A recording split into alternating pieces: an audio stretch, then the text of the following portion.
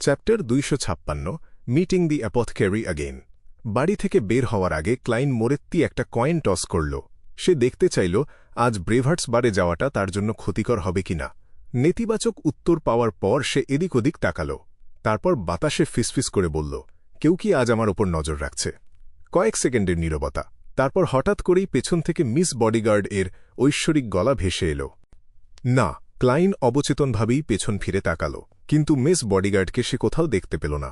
তার মনোযোগ খুব দ্রুতই ওই উত্তরের দিকে ফিরে গেল। মনে মনে সে না হেসে পারল না। এমআই নয় আমাকে তাদের সন্দেহের তালিকাতেই রাখছে না। রোসাগো যে আমাকে খুঁজছে না, সেটা নিশ্চিত হওয়ার পর ওরা আমাকে পুরোপুরি বাদ দিয়ে দিয়েছে। আমার কি এখন সম্মানিত বোধ করা উচিত নাকি অপমানিত? অবশ্য কথাটা সত্যি। যে গোয়েন্দা বিড়াল খুঁজে বেড়ানোর মতো ছোটখাটো কাজ করে, তার পক্ষে একজন অ্যাম্বাসেডরের হত্যার সাথে যুক্ত থাকা সম্ভব না, অথবা একজন সিকোয়েন্স 5 এক্সপার্টকে সরিয়ে দেওয়াও তার কর্ম নয়। তাছাড়া এমআই নয় তো বেশ কিছুদিন ধরেই আমার ওপর নজর রাখছিল। আমার আতঙ্ক, আমার অসহায়ত্ব আর নিজেকে বাঁচানোর জন্য আমার যে সংগ্রাম, সেটা তাদের চোখের সামনেই ছিল। এটা খুব পরিষ্কার যে আমি মিস্টার অ্যাম্বাসেডরের বড় কোনো ক্ষতি করতে পারব না। এই ব্যাপারটা মাথায় রেখে ক্লাইন তার হাফ টপ হ্যাটটা মাথায় দিল। কালো রঙের রূপখচিত ছড়িটা হাতে নিল সে। তারপর 15 নম্বর মিন্স্ক স্ট্রিট থেকে বেরিয়ে এল। 2 শলি খরচ করে সে একটা ঘোড়ার গাড়ি ভাড়া করল। গাড়িটা তাকে ব্যাকল্যান্ড ব্রিজ এলাকার আয়রন গেট স্ট্রিটের ব্রেভহার্টস বারে নিয়ে এল। একজন নিয়মিত কাস্টমারের মতোই সে ভেতরে ঢুকল। বক্সিং রিংয়ের চারপাশের হইচই করা মাতালদের পাশ কাটিয়ে সে এগিয়ে গেল। বার কাউন্টারে এসে সে আঙুল দিয়ে টোকা দিল, 1 গ্লাস সাউথভিল বিয়ার। ব্রেভহার্টস বার বারটেন্ডার তার দিকে মুখ তুলে তাকাল। বিড়বিড় করে সে বলল, কাসপার্স কালিনিন 3 নম্বর কার্ড রুমে আছে। ক্লাইন হাসল। সেই লোকটার দিকে 5টা 1 পেনির তামার মুদ্রা ঠেলে দিল। তারপর সে কাঠের মগটা হাতে নিল। সাদা, মসৃণ, ফেনায় ভরা সাউথভিল বিয়ারে চুমুক দিতে দিতে সে এগোল। সবচেয়ে বেশি দুর্গন্ধ আর হইচইয়ে ভরা 2টো স্টেজের পাশ দিয়ে সে হেঁটে গেল। তারপর 3 নম্বর কার্ড রুমের দরজায় নক করল। কাসপার্স তখন আনলিমিটেড বাজি ধরে টেক্সাস পোকার খেলছিল। তার সামনে নগদ টাকার বিশাল স্তূপ রাখা ছিল। সেই সাথে হলুদ রঙের কয়েনগুলো চোখ ধাঁধানো একটা স্তূপ তৈরি করেছিল। ক্লাইনের দৃষ্টি সেদিকে পড়তে কালোবাজারি অস্ত্র ব্যবসায়ী কাসপার্স কালিনিন সেটা খেয়াল করল। তার মুখের বড় দাগটা আর বড় লাল নাকটা একটু কুঁচকে গেল। খুব স্বাভাবিক ভঙ্গিতে সে বলল, আমার চিপস ব্যবহার করতে ভালো লাগে না, কারণ ওগুলোকে আমার কাছে আসল মনে হয় না। নগদ টাকার স্পর্শ আর কয়েনগুলোর ওজন আমাকে নেশায় ডুবিয়ে রাখে। এটা অনেকটা মেয়েদের সাথে সময় কাটানোর মতোই দারুণ ব্যাপার। এই কথাটা শেষ করার পর কাসপার্স একটু ভ্রু কুঁচকাল। তুমি আবার এখানে কি করছো? ক্লাইন সরাসরি কোনো উত্তর দিল না, কিন্তু সে ইশারা করে বোঝাল যে সে বাইরে গিয়ে কথা বলতে চায়। ধ্যাত্তেরি, এই দানে আমি ওদের সবাইকে হারিয়ে দিতাম। ফালতু ব্যাপার, আমি আর খেলছি না। কাসপার্স তার সামনের 2টো কার্ড টেবিলের মাঝখানে ছুঁড়ে মারল। তারপর খুঁড়িয়ে খুঁড়িয়ে দরজার কাছে এসে ক্লাইনকে বলল, তোমার কাছে নিশ্চয়ই খুব ভালো কোনো কারণ আছে। কার্ড রুম থেকে বেরিয়ে একটা কোণায় আসার পর ক্লাইন চাপা গলায় বলল, আমি জানতে চাই সবচেয়ে কাছের গ্যাদারিংটা কবে হবে, ঠিক আগেরটার মতো। কাসপার্স তার দিকে সন্দেহের দৃষ্টিতে তাকাল। তুমি কি ম্যারিকের সাথে কোনো চুক্তি করনি? এটা বডিগার্ড ভাড়া করার ব্যাপার না। ওই গ্যাদারিংয়ের ব্যাপারটা নিয়ে জানোই তো আমি বেশ আগ্রহী হয়ে উঠেছি। ক্লাইন কিন্তু সত্যি কথাই বলছিল। কাসপার্স একটু দ্বিধা করল, তারপর বলল, আজ রাতেই একটা গ্যাদারিং হবে। আয়োজক সেই আগের বারের লোকটাই, তবে তোমাকে আধ ঘণ্টারও বেশি সময় অপেক্ষা করতে হবে। আমি আগে ওদেরকে জানিয়ে আসি। গতবার তুমি নিজের একটা ভালো পরিচয় তৈরি করেছ, তাই আমার মনে হয় না খুব একটা সমস্যা হবে। কোনো সমস্যা নেই, আমি তোমাকে টাকা দিয়ে দেব। ক্লাইন তার পকেটে থাকা টাকার বান্ডিলটা ছুঁয়ে দেখল। এবার তোমাকে মাত্র 1 পাউন্ড দিলেই চলবে। কাসপার্স এমন একটা ভাব করল যেন সে খুব উদারতা দেখাচ্ছে। এটা তো খুব সস্তা। ক্লাইনের ঠোঁটের কোণায় একটু হাসি ফুটে উঠল। কাসপার্সকে টাকা দেওয়ার পর সে একটা বসার জায়গা খুঁজে নিল। সেখানে বসে কড়া ম্যাল্টের গন্ধওয়ালা সাউথভিল বিয়ার পান করতে করতে সে রিংয়ের প্রতিযোগিতা দেখতে লাগল। আমি এদের সবাইকে একসাথে পিটিয়ে শুইয়ে দিতে পারব। ক্লাইন খুব দ্রুত এই সিদ্ধান্তে পৌঁছাল। 10 মিনিট পর কাসপার্স বারে ফিরে এল। চারপাশে একবার চোখ বুলিয়ে নিয়ে সে নিচু গলায় বলল, ওরা রাজি হয়েছে। আমরা আধ ঘণ্টা পর সেখানে রওনা হব। পবিত্র লর্ড অফ স্টর্মস, আমি আশা করছি তুমি সেই মুখোশের কথা ভুলে যাওনি। ক্লাইন ইতিবাচক উত্তর দিল। সে বিয়ার পানের গতি কমিয়ে আনল। অল্প অল্প করে চুমুক দিয়ে সে 500 মিলিলিটারের ওই সাউথভিল বিয়ার শেষ করতে পুরো আধ ঘণ্টা সময় নিল। গতবার তারা যে রাস্তা দিয়ে গিয়েছিল, এবারও সেই একই রাস্তা ধরল তারা। আর বাড়িটাও সেই একই আলোহীন বাড়ি। ক্লাইন লোহার মুখোশটা পরল, যেটা তার মুখের মাত্র অর্ধেকটা ঢেকে রাখে। তারপর সে দেখল কাসপার্স একটা নির্দিষ্ট ছন্দে দরজায় নক করছে। এবারের ছন্দটা আগের বারের চেয়ে আলাদা। দরজায় নক করার এই নিয়মটা তাহলে সবসময় বদলাতে থাকে। ক্লাইন মনোযোগ দিয়ে কিছুক্ষণ শুনল। তারপর সে দেখল দরজার ছোট একটা অংশ খুলে গেল এবং এক জোড়া চোখ উঁকি দিল। আগের বারের মতোই কিছু অস্পষ্ট আনুষ্ঠানিকতা শেষ হওয়ার পর সে হুডওয়ালা পোশাকটা পরে নিল। নিজের পুরো মুখটাকে সে ছায়ার অন্ধকারে লুকিয়ে ফেলল। বসার ঘরটাও আগের মতোই ছিল। আবছা আলোর মধ্যে একটা মোমবাতি মিটমিট করে জ্বলছিল। ক্লাইন নিজের ইচ্ছেমতো একটা আসন বেছে নিল আর চুপচাপ বসে পড়ল। তবে আগের বারের মতো সে আর কোনো দমবন্ধ করা বা নার্ভাস অনুভূতি বোধ করল না, বরং বেশ আয়েস করেই সে চারপাশটা দেখতে লাগল। ঘাড়ের পেছন দিয়ে বয়ে যাওয়া একটা ঠান্ডা বাতাস তাকে নিশ্চিত করল যে মিস বডিগার্ড কাউকে বুঝতে না দিয়েই তার পিছু পিছু ভেতরে ঢুকেছে। যেমনটা আশা করেছিলাম, এই গ্যাদারিংয়ে কোনো সিকোয়েন্স 5 এক্সপার্ট নেই। এখানে হয়তো কোনো সিকোয়েন্স 6 এক্সপার্টও নেই, ক্লাইন ভাবল।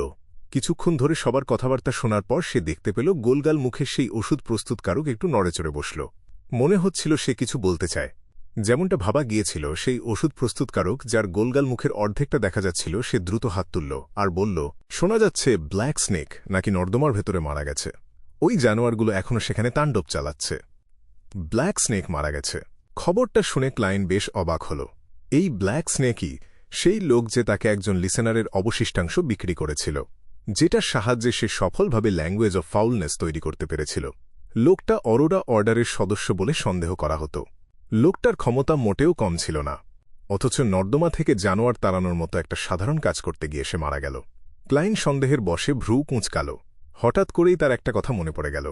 জরিয়েল ভিক্টর লি এর মৃতদেহ আবিষ্কার করার সময় সে নর্দমার গভীর থেকে ধূপধাপ শব্দ শুনতে পেয়েছিল। সে যখন ইয়ানকে সেখানে নিয়ে গেল, ততক্ষণে অদ্ভুত কিছু জানোয়ার জরিয়েল এর শরীরের বেশ খানিকটা অংশ খেয়ে ফেলেছিল। ওই জায়গাটা ছিল ইস্ট বরোর আয়রন কার্বন স্ট্রিটের নিচে। ব্যাটল্যান্ড ব্রিজ এলাকা থেকে সেটা বেশ দূরে। আমার মনে হচ্ছে এই দুটো ঘটনার মধ্যে কোনো যোগসূত্র আছে কি না, তবে ক্লাইনের এই ব্যাপারটা যাচাই করে দেখার কোনো ইচ্ছে হল না। ব্ল্যাক স্নেকের মৃত্যুর খবরটা খুব দ্রুতই সেই অন্ধকার ঘরে ছড়িয়ে পড়ল। অনেকেই ফিসফিস করে কথা বলতে শুরু করল। তাদের মধ্যে একটা ভয়ের অনুভূতি ছড়িয়ে পড়ল। মনে হচ্ছিল যেন তারা নিজেরাই সেই ভয়ঙ্কর অভিজ্ঞতার মুখোমুখি হয়েছে। ওষুধ প্রস্তুতকারক হাততালি দিয়ে বলল, তাহলে এখন আমার কি করা উচিত? সবার ফিসফিসানি হঠাৎ করে থেমে গেল। পুরো ঘর জুড়ে একটা জমে যাওয়া নীরবতা নেমে এলো। যেহেতু ওষুধ প্রস্তুতকারক তাকে অপমানিত করার ভয় না করেই আগে একবার পরামর্শ দিয়েছিল, তাই ক্লাইন কিছুক্ষণ ভাবল। তারপর সে বলল, আমি তোমার জায়গায় থাকলে বাকি ভেষজ গাছপালার আশা ছেড়ে দিতাম আর কখনোই ওখানে যেতাম না। কেন? সেগুলো তো খুব শিগগিরই বড় হয়ে যাবে। আর নর্দমার গভীরে লুকিয়ে থাকা ওই জানোয়ারগুলো তো সাধারণত বাইরে বেরিয়ে আসে না। ওষুধ প্রস্তুতকারক একটু দ্বিধা নিয়ে জিজ্ঞেস করল। ক্লাইন ইচ্ছে করেই একটু কর্কশ গলায় বলল, ব্ল্যাক স্নেকের পেছনে খুব সম্ভবত কোনো সংগঠনের হাত ছিল। তার মৃত্যুর কারণে নিশ্চয়ই একটা তদন্ত শুরু হবে। আমার বিশ্বাস তুমি নিশ্চয়ই তাদের সাথে কোনো ঝামেলায় জড়াতে চাও না, ঠিক তো? একজন লিসেনারের অবশিষ্টাংশ থাকা মানেই যে ব্ল্যাক স্নেক অরোরা অর্ডারের সদস্য তা নয়।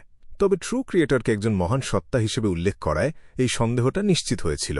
তাছাড়া কোনো ভাগ্যের ভরসায় বসে থাকার চেয়ে এই ব্যাপারটাই সত্যি বলে বিশ্বাস করা ভালো। ওষুধ প্রস্তুতকারক আলতো করে মাথা নাড়ল। মনে হচ্ছিল সে মনে মনে একটা সিদ্ধান্ত নিয়ে ফেলেছে। ক্লাইন আরও বলল, আমি তোমার জায়গায় থাকলে এমনকি নাম গোপন রেখে এই ব্যাপারটা পুলিশকেও জানিয়ে দিতাম। কি? গ্যাদারিংয়ের অনেকেই অবাক হয়ে চিৎকার করে উঠল। ক্লাইন তার গলার স্বর না বদলেই বুঝিয়ে বলল, যেহেতু নর্দমার জানোয়ারগুলো ব্ল্যাক স্নেককে মেরে ফেলতে পেরেছে, তার মানে ওরা খুবই ভয়ঙ্কর। আর যেহেতু আমরা সবাই ব্যাকল্যান্ড এই থাকি, তাই যদি বড় ধরনের কোনো বিপর্যয় ঘটে, তবে আমরাও যে বিপদে পড়ব না তার কোনো নিশ্চয়তা নেই। এই জন্যই সবচেয়ে ভালো বুদ্ধি হল পুলিশের দৃষ্টি আকর্ষণ করা, যাতে সরকারি লোকজনেরা এই বিষয়টা সামলাতে পারে। এর ফলে কোনো ঝুঁকি ছাড়াই আমরা একটা ভালো ফল ভোগ করতে পারব। এটা কি দারুণ একটা ব্যাপার নয়? ক্লাইনের কথা শেষ হওয়ার সাথে সাথেই সেই বৃদ্ধ ভদ্রলোক আই অফ উইজডম হাততালি দিয়ে উঠলেন। কি চমৎকার একটা বুদ্ধি! আমরা সরকারি বিয়ন্ডারদের ভয় পাই ঠিকই, কিন্তু আমরা তো চাইলে তাদেরকে আমাদের কাজেও লাগাতে পারি। সবকিছু আমাদের নিজেদের হাতে সামলানোর তো কোনো দরকার নেই। এটা এই কারণেই যে আমি নিজেই একজন সরকারি বিয়ন্ডার ছিলাম। তাই তোমাদের মতো খাঁটি বন্যদের চেয়ে আমার চিন্তাভাবনার ধরনটা তো একটু আলাদা হবেই। মনে মনে মজা করে ক্লাইন একটু হাসল। কথা শেষ করার পর সে আবারও একজন সাধারণ দর্শকের মতো হয়ে গেল। লোকজন কিভাবে তাদের জিনিসপত্র বিক্রি করার চেষ্টা করছে বা কোনো জিনিসের খোঁজ করছে, সেটা সে মন দিয়ে শুনতে লাগল। সে দেখল কিছু চুক্তি সফল হচ্ছে আর কিছু চুক্তি বাতিল হয়ে যাচ্ছে। কিন্তু এর মধ্যে তার নিজের দরকারি কোনো কিছুই সে পেল না।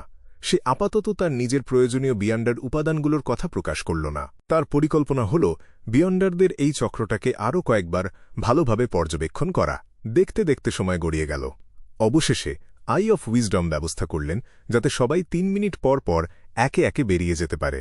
গতবার ক্লায়েন্ট সবার আগে বেরিয়ে গিয়েছিল, তাই পরে কি হয়েছিল সেটা তার জানা ছিল না।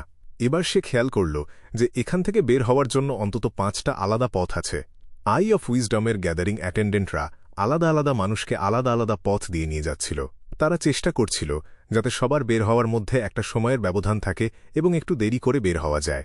আধ ঘণ্টারও বেশি সময় পেরিয়ে যাওয়ার পর গ্যাদারিংয়ে মাত্র ৩ জন সদস্য বাকি রইল।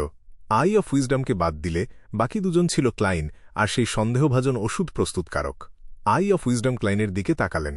তার বয়স্ক গলায় হেসে উঠলেন তিনি। মনে হচ্ছে তুমি বেশ ভাগ্যবান। তার মানে তিনি আমাকে চিনতে পেরেছেন। আমি যে সেই লোক যে ব্ল্যাক স্নেকের কাছ থেকে ওই অশুভ জিনিসটা কিনেছিল সেটা তিনি বুঝতে পেরেছেন। ক্লাইন হাসল।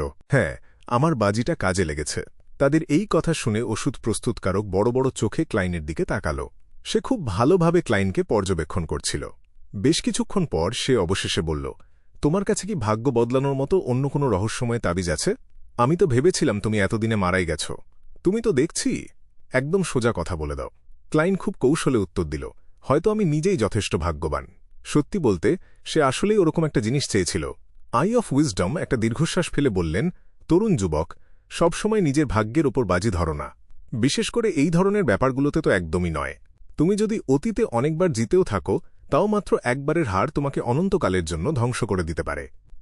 আমি জানি, এই জন্যই তো আমি এই গ্যাদারিংয়ে এসেছি, যাতে দেখতে পারি কোনো দরকারি জিনিস কেনা যায় কিনা। হি হি, এখন আমাকেও তোমাদের মতোই একজন বলে ধরে নিতে পারো। ক্লাইন খুব স্বাভাবিক ভঙ্গিতে কথাটা বলল। একই রকম ওষুধ প্রস্তুতকারক খুব বাড়াবাড়ি রকমের একটা দীর্ঘশ্বাস ফেলল। আমার উচিত ছিল আমার অ্যাপোথেকারির শিক্ষকের কথা শোনা। শিক্ষক দেখে তো মনে হচ্ছে সে সত্যিই একজন সন্দেহভাজন ওষুধ প্রস্তুতকারক। এই ওষুধ প্রস্তুতকারক বা অ্যাপোথেকারি পাথরটা চার্চ অফ আর্থ মাদার এবং লাইফ স্কুল অফ থটের নিয়ন্ত্রণে থাকে। আর লাইফ স্কুল অফ থট তো তাদের জ্ঞানগুলো গুরুশিষ্য পরম্পরায় শিখিয়ে থাকে। ক্লাইনের বুকের ভেতরটা একটু ধক করে উঠল। সে বেশ কৌতূহল নিয়ে জিজ্ঞেস করল, তুমি একথা বলছো কেন? ওষুধ প্রস্তুতকারক দীর্ঘশ্বাস ফেলে বলল, আমার শিক্ষক আমাকে এমন একটা পথ বেছে নিতে বলেছিলেন যেটা আমাকে যথেষ্ট ভাগ্যবান করে তুলবে। কিন্তু শেষ পর্যন্ত আমি একজন ওষুধ প্রস্তুতকারকই হলাম।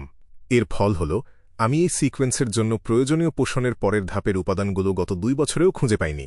তোমার ভাগ্য দেখে আমার সত্যিই হিংসা হচ্ছে। কাউকে যথেষ্ট ভাগ্যবান করে তোলা, এটা তো মনস্টারের সিকোয়েন্স পাথরের সাথে খুব মিলে যাচ্ছে। তার মানে সে আসলেই লাইফ স্কুল অফ থটের লোক। ক্লাইন হেসে বলল, তাহলে এটা বেছে নেওয়ার পেছনে তোমার কারণটা কি ছিল?